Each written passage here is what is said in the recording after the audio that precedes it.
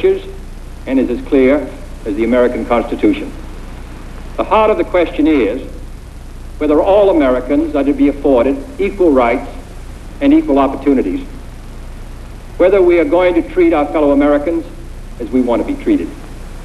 If an American, because his skin is dark, cannot eat lunch in a restaurant open to the public, if he cannot send his children to the best public school available, if he cannot vote for the public officials who represent him, if, in short, he cannot enjoy the full and free life which all of us want, then who among us would be content to have the color of his skin changed?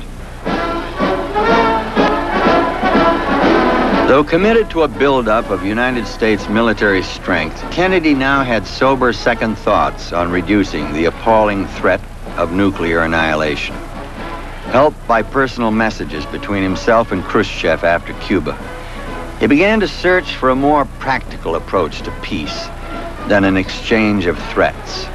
I think President Kennedy recognized, and hoped that people in Moscow would recognize, that it is just too late in history for the two nuclear superpowers to pursue a policy of total hostility across the board.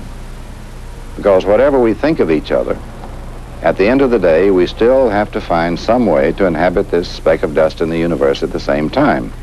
Now, it was that kind of thinking that was in President Kennedy's mind. He was very pragmatic, down to earth, not very much impressed by ideology, either by theirs or by ours.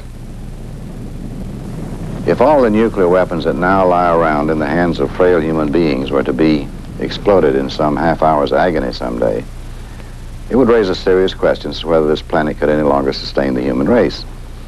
Well, if that be true or anywhere close to being true, then it's just as clear as night and day that we should find some way to put a halt to this arms race. The Soviet people want the same thing we do. Basically, they'd like for their own nation to be secure against a threat from any possible attacker.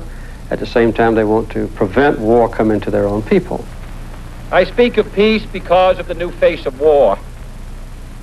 Total war makes no sense in an age where great powers can maintain large and relatively invulnerable nuclear forces and refuse to surrender without resort to those forces.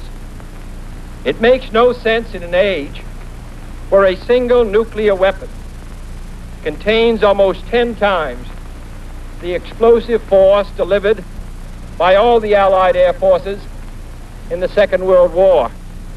No government or social system is so evil that its people must be considered as lacking in virtue.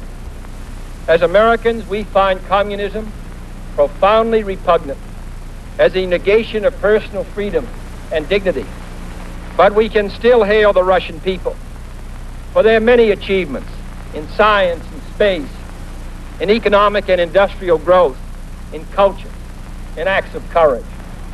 Among the many traits the peoples of our two countries have in common, none is stronger than our mutual abhorrence of war. We all breathe the same air. We all cherish our children's futures, and we are all mortal. I'm taking this opportunity, therefore, to announce two important decisions in this regard. First, Chairman Khrushchev, Prime Minister Macmillan, and I have agreed that high-level discussions will shortly begin in Moscow, looking towards early agreement on a comprehensive test ban treaty. Our hope must be tempered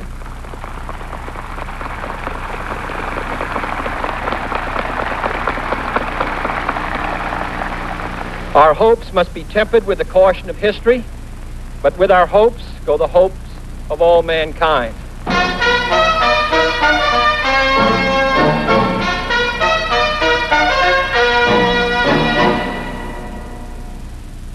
In town this Memorial Day weekend? You're lucky! This Saturday, Sunday, and Monday only, AANA Oriental Rugs is having a spectacular Memorial Day sale. AANA says clear them out. Every beautiful Chinese rug, 4x6, regular $6.50, just $99. Decorated Duries, 4x6, regular $275, now only $49. You'll find savings of 60 to 80% on every Oriental rug in stock this weekend at AANA Oriental Rugs Memorial Day Spectacular. All 6 locations. Call 1-800-554-RUGS. That's 1-800-554